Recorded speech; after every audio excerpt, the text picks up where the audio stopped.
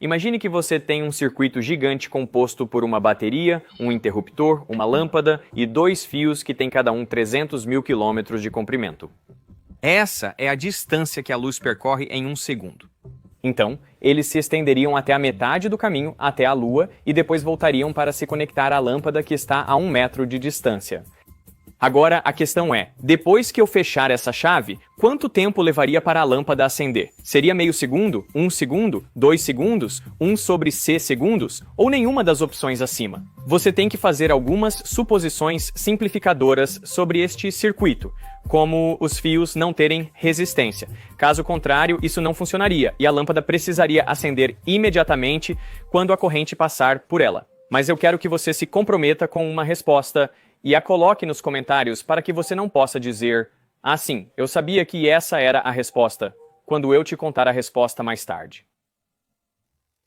Esta questão se relaciona com o trajeto da energia elétrica, desde a usina até a sua casa. Ao contrário de uma bateria, a eletricidade na rede vem como corrente alternada, ou AC, o que significa que os elétrons nas linhas de energia estão apenas se movendo para frente e para trás. Eles nunca realmente vão a lugar algum.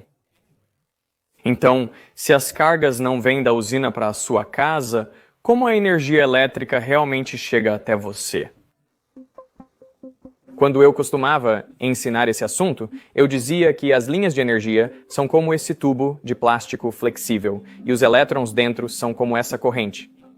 Então, o que uma usina de energia faz é empurrar e puxar os elétrons para frente e para trás 60 vezes por segundo. Agora, em casa, você pode conectar um dispositivo como uma torradeira, permitindo que os elétrons passem por ele. Então, quando a usina de energia empurra e puxa os elétrons, bem, eles encontram resistência no elemento da torradeira, e eles dissipam sua energia como calor, e assim você pode torrar seu pão. Essa é uma ótima história, fácil de visualizar, e acredito que meus alunos entenderam. O único problema está errado. Para começar, não existe um fio condutor contínuo que vai desde uma usina de energia até a sua casa. Não, existem lacunas físicas. Existem interrupções na linha, como em transformadores, onde uma bobina de fio é enrolada de um lado, uma bobina de fio diferente é enrolada do outro lado, então os elétrons não podem eventualmente fluir de um para o outro. Além disso, quero dizer, se são os elétrons que estão transportando a energia da usina para o seu dispositivo, então quando esses mesmos elétrons fluem de volta para a usina, por que eles não estão também transportando energia de volta da sua casa para a usina? Quero dizer, se o fluxo de corrente é em duas direções, então por que a energia só flui em uma direção? Essas são as mentiras que te ensinaram sobre eletricidade. Que os elétrons em si têm energia potencial, que são empurrados ou puxados através de um loop condutor contínuo e que eles dissipam sua energia no dispositivo, minha afirmação neste vídeo é que tudo isso é falso. Então, como realmente funciona? Nas décadas de 1860 e 1870, houve um enorme avanço em nosso entendimento do universo, quando o físico escocês James Clerk Maxwell percebeu que a luz é composta por campos elétricos e magnéticos oscilantes. Os campos estão oscilando perpendicularmente um ao outro e estão em fase, o que significa que quando um está no seu máximo, a outra onda também está. Agora, ele trabalha nas equações que regem o comportamento dos campos elétrico e magnético, e por consequência dessas ondas. Essas são agora chamadas de equações de Maxwell. Mas em 1883, um dos ex-alunos de Maxwell, John Henry Poynting, está pensando sobre a conservação de energia. Agora, se a energia é conservada localmente em cada pequeno pedaço de espaço, bem, então você deveria ser capaz de rastrear o caminho em que a energia flui de um lugar para outro. Então pense sobre a energia que vem até nós do Sol. Quero dizer, durante esses 8 minutos em que a luz está viajando, a energia é armazenada e transmitida nos campos elétricos e magnéticos da luz. Agora, Poynting elabora uma equação para descrever o fluxo de energia. Ou seja, quanto de energia eletromagnética está passando por uma área por segundo. Isso é conhecido como vetor Poynting e é representado pelo símbolo S. A fórmula é realmente bastante simples.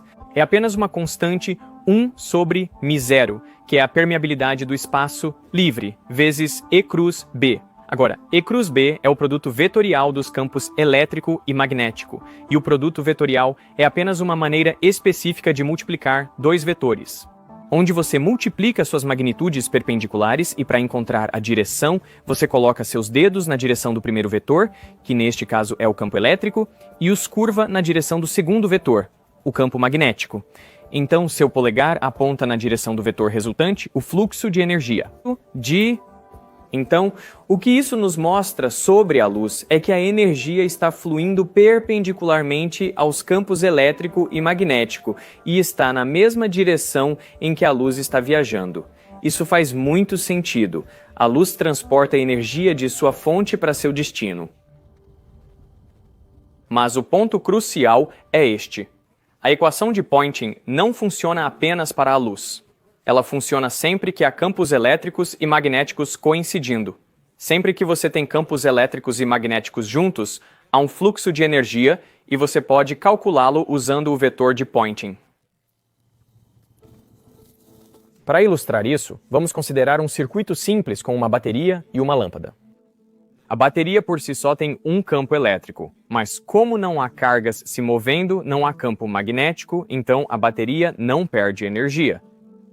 Quando a bateria é conectada ao circuito, seu campo elétrico se estende pelo circuito à velocidade da luz. O campo elétrico empurra os elétrons, fazendo-os se acumularem em algumas superfícies dos condutores, deixando-as negativas, e se esgotarem em outras, deixando-as positivas.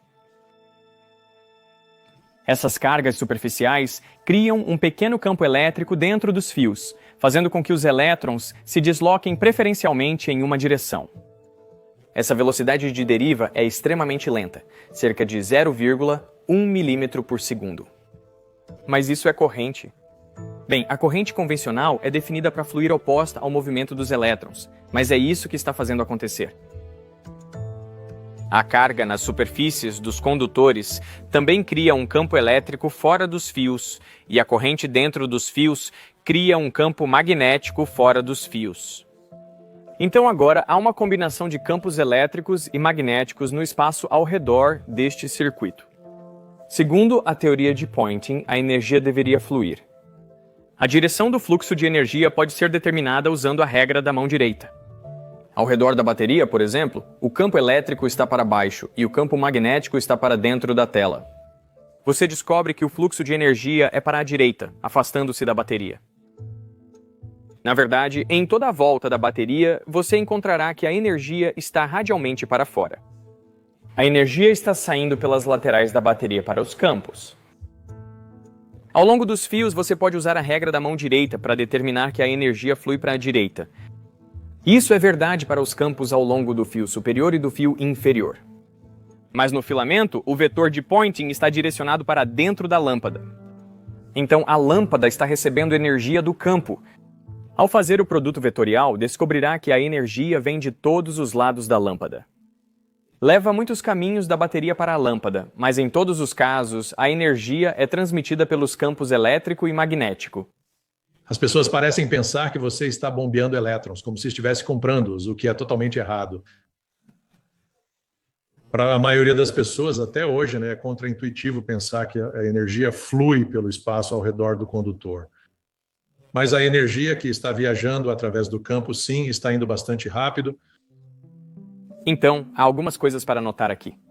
Mesmo que os elétrons vão em duas direções, longe da bateria e em direção a ela, usando o vetor de Poynting, você descobre que o fluxo de energia só vai em uma direção, da bateria para a lâmpada. Isso também mostra que são os campos e não os elétrons que transportam a energia.